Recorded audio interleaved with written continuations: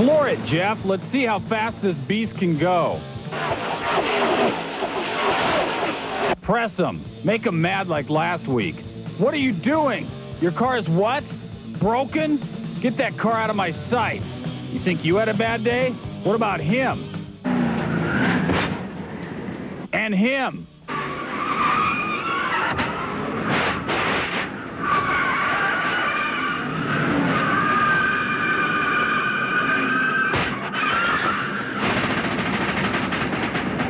And this guy. You're going the wrong way. And Steve Grissom's wreck, as rugged as they come.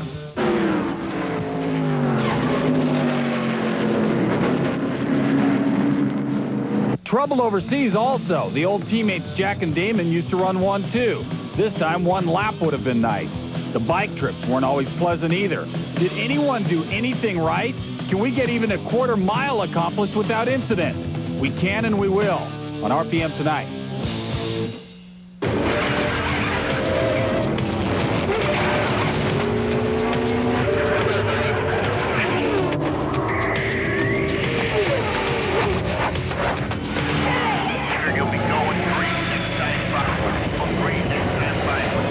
Good deal as they put these vehicles together with safety in mind. Welcome, it's RPM Tonight. All forms of racing coming up and all sorts of car parts all over the place. 4 straight weeks of Sunday Cup racing ended with the Prime Star 500 in Atlanta, where fans of the 3-car hoped the old star would reemerge after a terrible drought.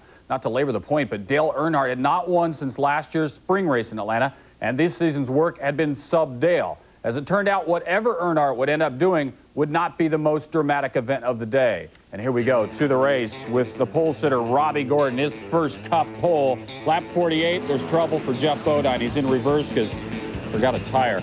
Restart on lap 51. Dale Jarrett in the second position overtakes Robbie Gordon on the straightaway, and he's got that lead. Now we move to lap 63, or at least we'll move there presently. Son of gun, shoot! Jeff Gordon doesn't even bother stopping in the pits. He's just quit. He's done. The engine's gone. Can't fix it in there. Check the warranty on that thing, Jeff. And you have come off of turn 2 over there, man. A motor just grenade. I mean, it's a huge vibration explosion. But, you know, luckily it happened off the corner. So Gordon all done for the day quickly, last place. Meanwhile, Dale Earnhardt, who started 26, made his way up to 3rd on lap 117. And then when he headed to the pits, got a little help from an old friend. Ricky Byers, who used to be the tire changer for Earnhardt, has switched to Gordon's team. He's out there helping. A case of sparks plugs to be named later, or words to that effect. 195 laps to go. Ernie Irvan challenging Dale Jarrett, grabs the lead by going low. But then 5 laps later, there's Dale Jarrett coming right back, going high, got back the lead. Lap 190, Jarrett lost power. He's dropping back. There goes Ernie Irvan right by him. But Dale Jarrett was able to restart the thing, get the power going once again, and Jarrett was back in business before not too long. To lap 234 now. Ricky Rudd. He's tapping Ken Schrader from behind. Schrader losing control. He's all over the track. 3rd caution of the day. Watch the accident from Jarrett's car. Avoids a hit with Schrader, and then avoids one with Billy Standridge. Somehow he got through. Lap 246. Rudd's involved again. Rudd tapped from behind. He loses control. Surprisingly, he doesn't hit anybody else. Watch it from Rusty Wallace's perspective. Rudd tapped by Earnhardt. Earn almost loses it, also known as Earnhardt. Now Rudd's car sustaining serious damage. 76 to go. Keep an eye on the right-hand side of the screen coming up here. Gary Bradbury, Joe Nemechek. Nemechek was okay after that, although they did check him out. Lap 267. Ted Musgrave involved. Big pig pile on the track. Rusty Wallace is there. Ricky Craven's there. See it from 2 angles. Musgrave, then Craven.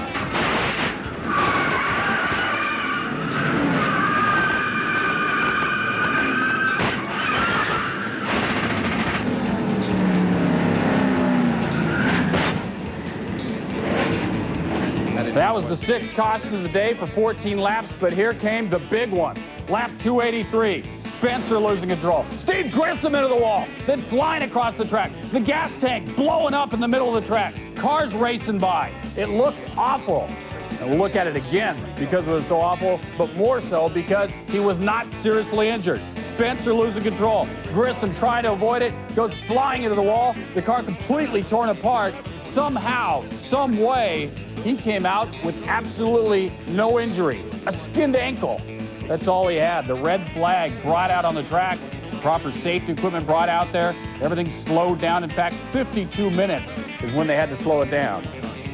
They finally waited and waited to finally get the news of what took place. Robbie Gordon talking with Mark Martin, the exercise team, relaxing sandwiches made for Morgan Shepherd, the broken wall being repaired. Oh, I'm fine. I tell you, these guys built a super race car, and I mean, everything done what it was supposed to, and you know, I didn't hit anything that you don't normally hit, you know, with your arm or with your feet or anything. I mean, like I say, they done a super job. The car held up, done what it was supposed to do, and you know, unfortunately, we tore up this Kodiak Chevrolet. Unbelievable to see him standing after that mess, and after a 52-minute delay, Dale Jarrett, who lost power and got it back, gets a win. His first win of the 1997 Winston Cup season. Career win number 9 for Dale Jarrett.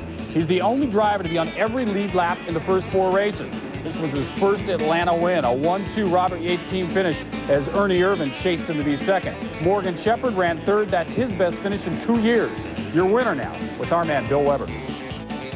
Well, once again this weekend, Dale Jarrett dominated, leading over 250 laps, including this time, the last one. The main one this time, yeah. Incredible race car. Credit goes to Todd Parrott and all his guys that prepare this race car. The guys in the pits did a fantastic job all day and made my job a lot easier. This car was just great from the very start. A little tight at first, but we continued to work on it today because we knew the other guys were working hard. Was it the ignition box that made things a little more exciting for you? Man, that was, oh, what a feeling. I've never had that feeling of leading the race and something like that go out. And when it fired back up, felt a lot better, and was more determined then to make sure that we won. Yesterday we talked about all the numbers. Sunday night, the numbers show you're the Winston Cup points leader. Well, that's what's important right now. You know, I know it's early in the season, but I think we're showing that we're here to try to win this championship, and we have the people and the cars to do that. Congratulations. Thanks a lot. Dale Jarrett in victory lane here in Atlanta. All right, 8 top 3 finishes for Jarrett in his last 11 events. As for the 4 races this season, he's led more laps than any driver. He's got Sunday's first to go with a 2nd and a 3rd this season. Winning in Atlanta was something of a surprise, however, because he led just 14 laps there in his previous 18 events. Here's the runner-up, his teammate, Ernie Irvin.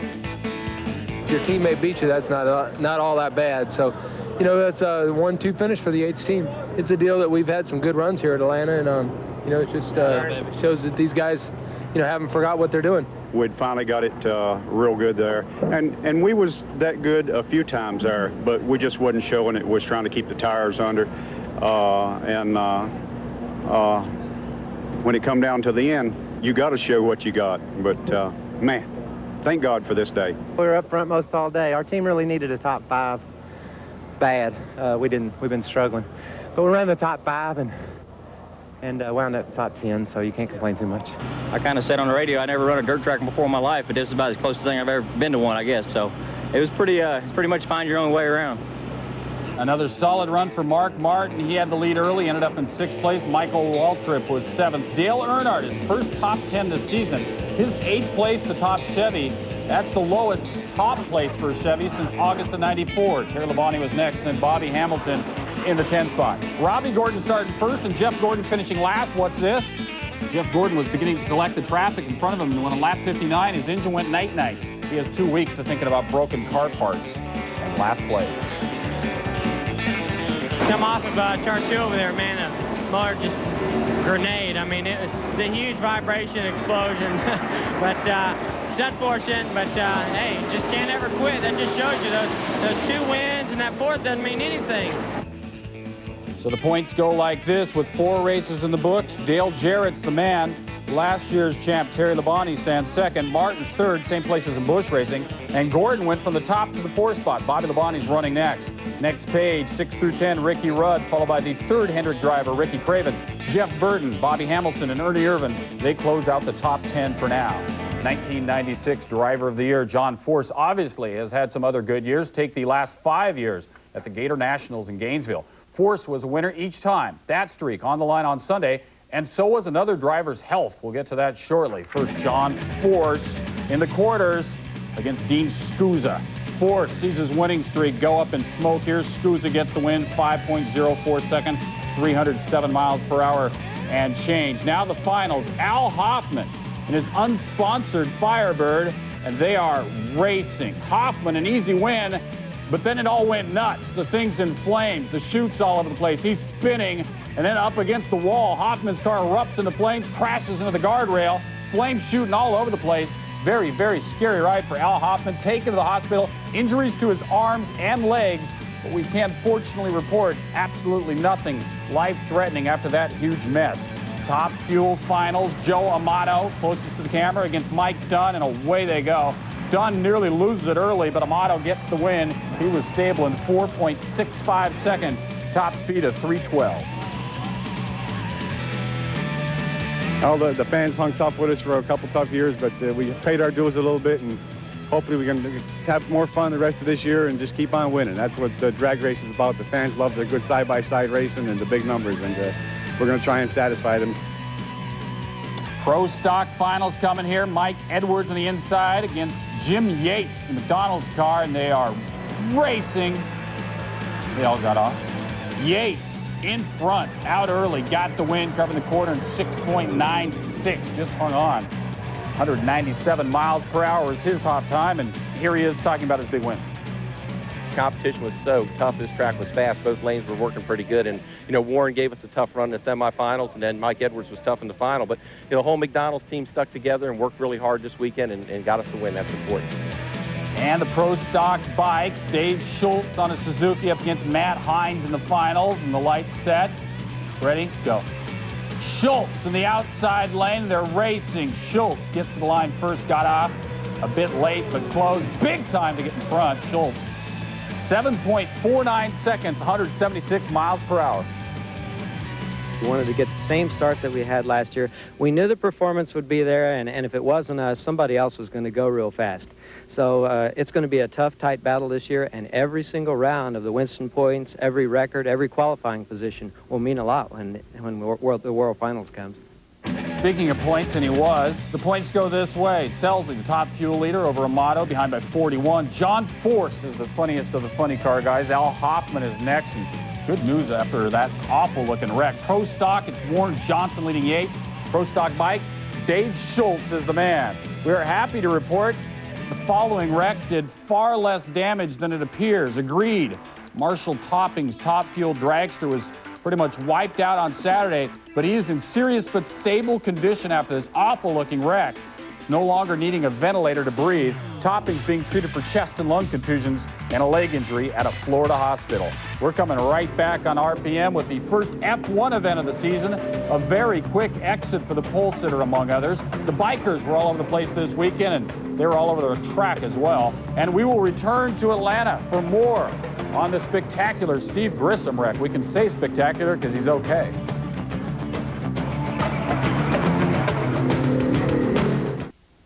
We're back, and we're back with the bikes. Here we go, down to Daytona, Superbikes, Daytona 200, and they're racing.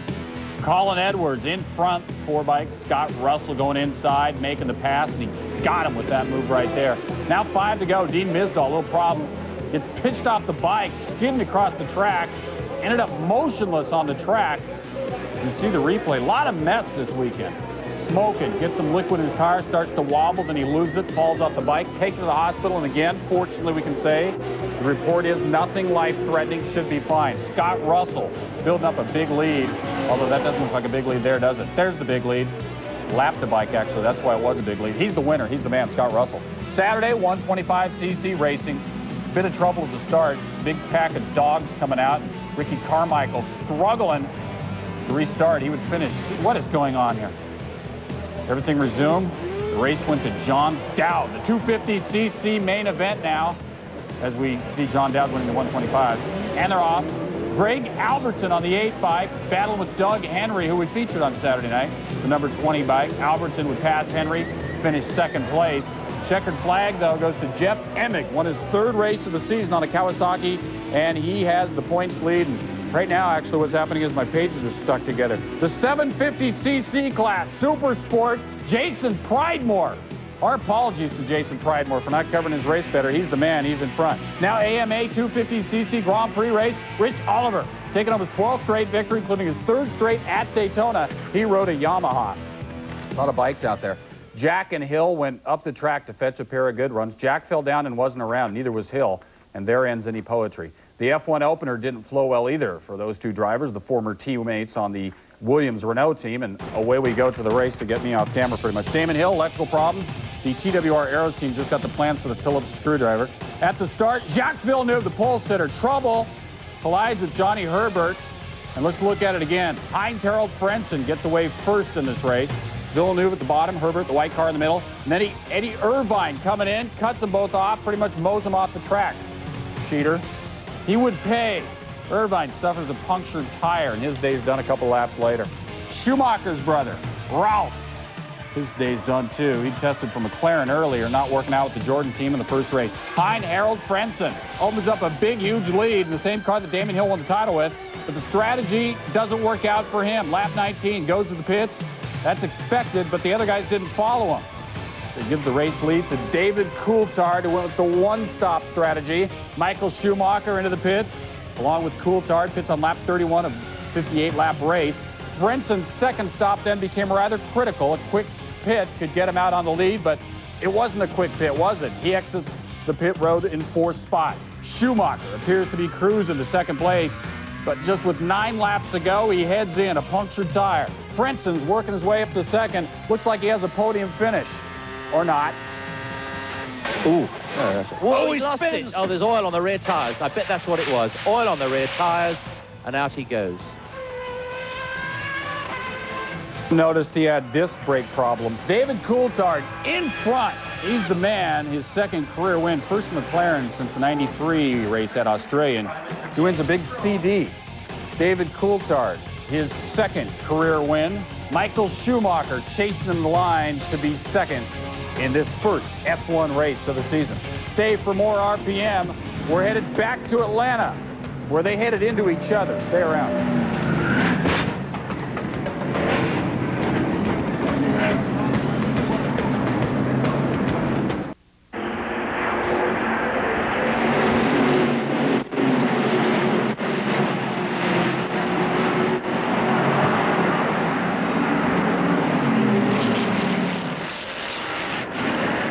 That was a mess. That awful wreck was from the Winston Select 500 last season. Ricky Craven, the driver that time in the Kodiak 41, he got back in the next week. He raced all 31 events in the season. The same 41 car was wrecked even worse Sunday with Steve Grissom at the wheel, and miraculously, Grissom came away with a skinned ankle. Bill Weber is the crash reporter. Well, we knew we would see an exciting race here in the Prime Star 500 at the Atlanta Motor Speedway, and we certainly did. What we had hoped was it wouldn't have its frightening moments. Unfortunately, it did. A couple of dramatic crashes. Among them, one involving Ricky Craven and Ted Musgrave.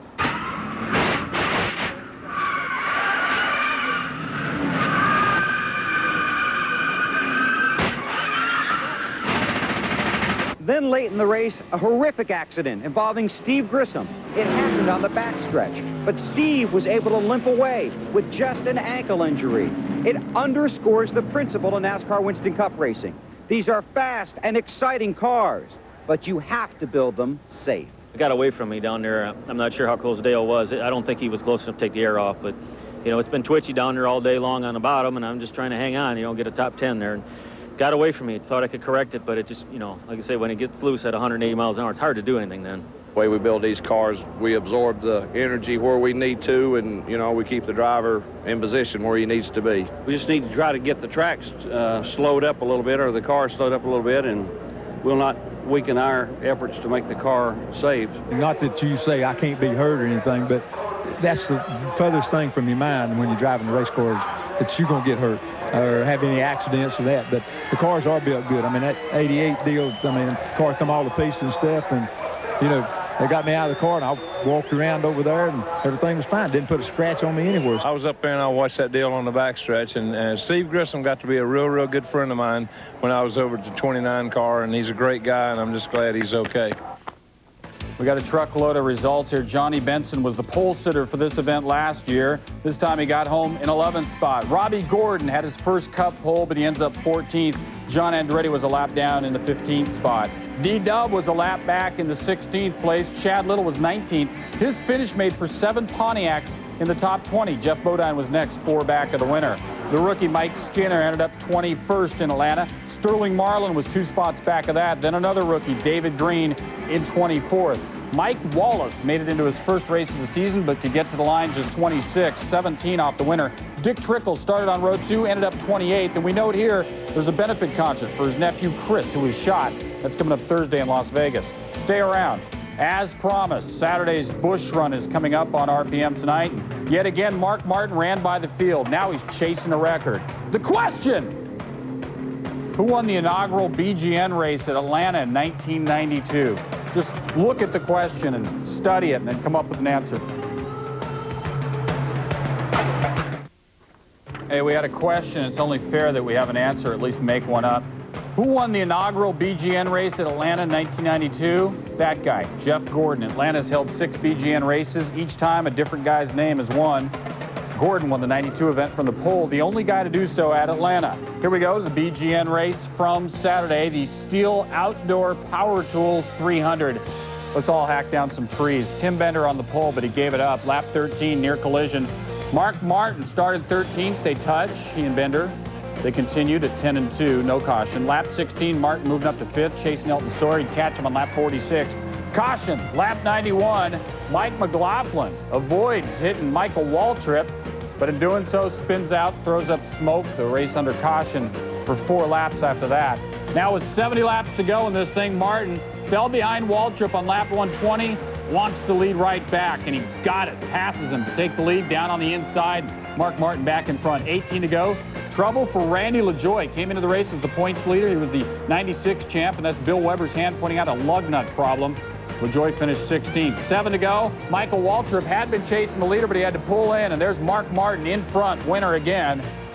He is the man, Mark Martin. 3 straight. Only 4 guys have done that in Busch racing. A 6th place Saturday by Todd Bodine gives him the points lead now. Last year's champ Randy LaJoie is in 2nd for the season. With his 3 wins, Mark Martin is standing in 3rd. RPM Tonight is a TV show, 7 nights a week. John Kernan, Monday through Friday. You got us on the weekends. We do 2 shows on Sundays. Thanks, bud. Hey, please watch our show next week. The Outlaws are racing Friday and Saturday. IMSA and the MA drivers are at it on Saturday. On Sunday, got pickup trucks and Busch racing. 2 teams not on the bubble. Friday night at the Omni, teams headed by Jeff Bodine and Ted Musgrave played some basketball. They were clanking it up pretty hard here, but everybody had fun. Make the basket! If they were good basketball players, they wouldn't be working in my team. They'd be playing basketball, making more money. Hey, they had a lot of fun. Ted and I, we were over there signing, we didn't get time to play. I did run down the court and try to reverse layup, dunk. Almost made it. I could have made the team.